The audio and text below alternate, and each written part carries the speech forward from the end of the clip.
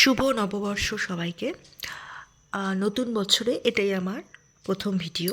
তো যাই হোক, আজকের বিষয়বস্তু হলো এই বইটি। প্রতি বছরই আমি বই কিনি। নিজের পছন্দের লেখক বা লেখিকার বই কিনে আমি শুরু করি বই কেনা আর কি। মানে জানুয়ারি মাসে একটা বই কিনবই, তারপরে আস্তে আস্তে প্রত্যেক মাসে দুটো তিনটে যখন যেরকম সামর্থ্য হয় সেরকম বই কিনি, এবং কলকাতা বইমেলা থেকেও বই কিনি। কেন, বই পড়তে আমার খুব ভালো লাগে, বই জিনিসটা আমার খুব পছন্দের। ঠিক আছে, তো এই বছর আমি একটা রেজলিউশন নিয়েছিলাম যে যে সমস্ত লেখক বা লেখিকার বই আমি পড়িনি কোনো লেখা, তাদের লেখা বই কিনেই আমি এই বছরটা শুরু করব। তো এই বছর আমি স্বাতী দাসের এই সেই তো এলে ভালোবাসা এই বইটা দিয়ে বই কেনা শুরু করেছি। তো এই বইটার সম্বন্ধে আমি কিছু কথা বলতে চাই, কারণ এই বইটা পড়ে আমার একটা অনুভূতি হয়েছে। মানে বইটা কিনেছি, দেখতেই পাচ্ছ 12 তারিখে এসছে বইটা, আমি অনলাইন অর্ডার করেছিলাম। তো 12 তারিখ বইটা এসছে। তো আজকে 20-21 তারিখ হয়ে গেল, এই বইটা আমার অনেকটাই পড়া হয়ে গেছে। তাই আমার মনে হলো এই বইটা নিয়ে কিছু আমার বলা উচিত, কারণ স্বাতী দাসের লেখা এটাই আমার প্রথম পড়া। তো যে কোনো লেখক বা লেখিকার বই যখন আমরা প্রথম পড়ি, তো সেটা যদি ভালো লাগে তবেই আমরা তার লেখা বাকি বইগুলো পড়ি। যদি ভালো অনুভূতি হয় তবেই তো আমরা অন্য লেখাগুলো পড়ব। তো সেরকমই, তো স্বাতী দাসের লেখা আমার প্রথম পড়ছি আমি, এই এই বইটা দিয়ে শুরু করেছি আমি। তো আমার মনে হলো এই বইটার সম্বন্ধে কিছু বলা উচিত। প্রথমত, এই বইটা যখন এসেছিল এই প্রচ্ছদটা দেখে আমার খুব পছন্দ হয়েছে। আমার এই প্রচ্ছদটা থেকে এত ভালো লেগেছিল যে ঠিক আছে, এই বইটা নিয়ে পড়ে দেখি, প্রচ্ছদটা যখন সুন্দর বইটাও সুন্দরই হবে।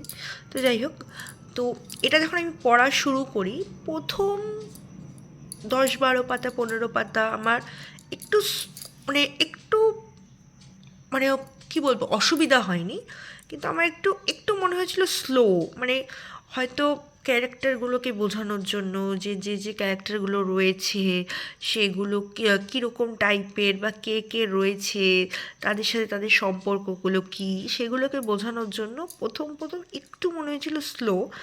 কিন্তু যত আস্তে আস্তে বইটা শেষের দিকে আসছে, তত বইটার প্রতি ভালোবাসা সত্যিই বেড়ে গেছে। মানে আমি যত বইটা এগোচ্ছে, মানে শেষের দিকে আসছে, মানে আমি যত শেষের দিকে এগোচ্ছি, তত আমার প্রতিটা মুহূর্তে চোখ দিয়ে শুধু জল পড়ছে, কেন বইটার মধ্যে খুব একটা গভীরতা রয়েছে। আর সত্যি বইটা এত ভালো বই, যারা স্বাতী দাসের লেখা আগে পড়েছো তারা নিশ্চয়ই জানো, বা যারা পড়োনি তারা এই বইটা পড়তেই পারো। যথেষ্ট পরিমাণে একটা ভালো বই। মানে সত্যিই তো, ভালোবাসা আসার তো কোনো বয়স হয় না, কোনো সময় হয় না। ভালোবাসা যে কোনো বয়সে আসতে পারে, যে কোনো সময়ে আসতে পারে, যে কোনো মানুষের জীবনে নতুনভাবে ভালোবাসা আসতে পারে।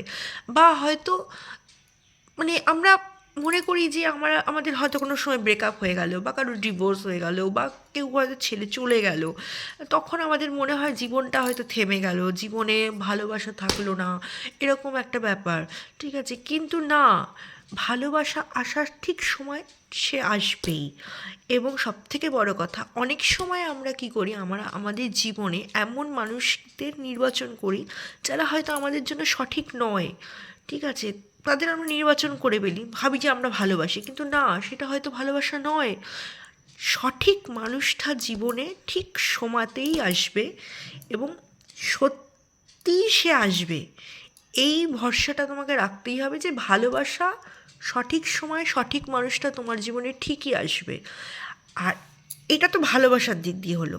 আর একটা জিনিস যেটা খুব বড় একটা শিক্ষা, যে কোনো যদি তোমার ধরো কোনো মানুষের সাথে তোমার কোনো যদি ভুল বোঝাবুঝি হয়, সেটা বাবা মেয়ের হতে পারে, স্বামী স্ত্রীর হতে পারে, তারপরে বাবা মায়ের মেয়ে মায়ের হতে পারে, বা ছেলে বাবার হতে পারে, মানে যে কোনো সম্পর্কের মধ্যেই তো একটা ভুল বোঝাবুঝির সম্পর্ক সৃষ্টি হতে পারে, যে আমি এই জিনিসটাকে ভুল বুঝছি।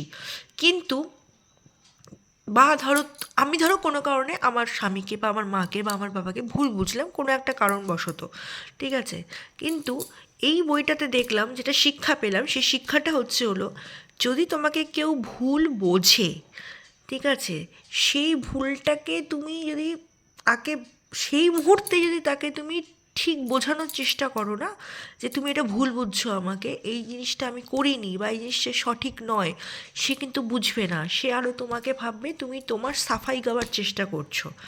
কিন্তু সঠিক সময় এলে, ঠিক আছে, সে ঠিক বুঝতে পারবে যে তোমার সাথে যে তোমার ব্যাপারে যে সব বুঝেছিল সেটা পুরোপুরি ভুল বুঝেছিল, এবং সেটাও সঠিক সময় এলে সে ঠিক বুঝে যাবে। তোমাকে নিজের থেকে প্রমাণ করার কোনো দরকার নেই যে তুমি এই জিনিসটা করোনি। সবই সময়ের খেলা এবং ঈশ্বরের ওপর সব কিছু। এই বইটা এত ভালো বই, মানে শেষে আর একটা খুব গুরুত্বপূর্ণ কথা যেটা না বললেই নয়, লেখিকা এই বইতে খুব সুন্দর করে একটা শব্দ তুলে ধরেছে, সেটা হলো স্যাক্রিফাইস। মানে সবসময় সবাই কিন্তু সব ক্ষেত্রে স্যাক্রিফাইস করতে পারে না। আমরা সবসময় নিজের ভালো লাগা, নিজের ভালো থাকা, নিজের ভালোবাসা এগুলো নিয়ে খুব ভাবি, কিন্তু আমাদের যে কাছের মানুষ যারা আছে তাদের ভালো লাগা, তাদের ভালোবাসা, তাদের ভালো থাকা নিয়ে কজন ভাবতে পারে বলুন? তো দেখবেন কিছু কিছু ক্ষেত্রে সেটাই লেখিকা তুলে ধরেছে, কিছু কিছু ক্ষেত্রে যে নিজের ভালো লাগা, নিজের ভালোবাসা এইগুলোকে ছাড়িয়ে আমার অন্যদিকে উল্টো দিকে যে মানুষটা রয়েছে, যে কাছের মানুষটা রয়েছে, তার ভালো লাগা বা ভালো থাকার জন্য আমাদের অনেক ক্ষেত্রে অনেক স্যাক্রিফাইস করতে হয়, তাদের মুখে হাসি দেখার জন্য, তাদের ভালো থাকার জন্য। সেটা খুব সুন্দর করে তুলে ধরেছেন উনি। মানে সবসময় যে নিজেরটাই ভাবতে হবে তার কোনো মানে নেই। আমার যে কাছের মানুষ আছে, যাকে আমরা ভালোবাসি, সে যে কোনো দিক দিয়ে হতে পারে, বাবা হতে পারে, আমার হাজব্যান্ড হতে পারে, আমার মা হতে পারে, তাদের জন্য কিছু কিছু ক্ষেত্রে স্যাক্রিফাইস করতে হয় নিজের ভালো লাগা বা নিজের ভালোবাসাকে। সেটাও খুব সুন্দর করে লেখিকা এখানে তুলে ধরেছে। তাই বলতে পারেন এই বইটা সব দিক দিয়ে খুব খুব খুব সুন্দর, পড়লে সবার খুব খুব খুব ভালো লাগবে। ভালো। এবং স্বাতী দাসের লেখা এই বইটা আমার প্রথম পড়া, এবং এই প্রথম বইটা পড়ে আমার এত ভালো একটা অনুভূতি হয়েছে, আমি পরবর্তীকালেও ওনার এই মানে লেখা আরও যে লেখা আছে সেগুলো কিনবো এবং পড়বো, এটাই আমি আশা করছি। ঠিক আছে, কারণ আমার এই বইটা পড়ে খুব ভালো লেগেছে। তো এই বইটা পত্রভারতী থেকে পাবলিশ করা হয়েছে, আর এই বইটার দাম লেখা রয়েছে 345 টাকা, এবং আমি অনলাইনে কিনেছিলাম। অনলাইনে আমি ফ্লিপকার্ট থেকে নিয়েছি, আমার পড়েছে 324 টাকা ডেলিভারি চার্জ নিয়ে। তো তোমরা অনলাইনে দেখতে পারো, বা এখন তো বইমেলা চালু হবে, আমাদের কলকাতা বইমেলা ইন্টারন্যাশনাল বুক ফেয়ার যেটা চালু হবে 22 তারিখ থেকে, সেখানেও তোমরা কিনে নিতে পারো। বইটা সত্যি খুব ভালো বই। যারা ওনার লেখা পড়োনি তারা একটু পড়ে দেখো, তোমাদের সত্যি খুব ভালো লাগবে।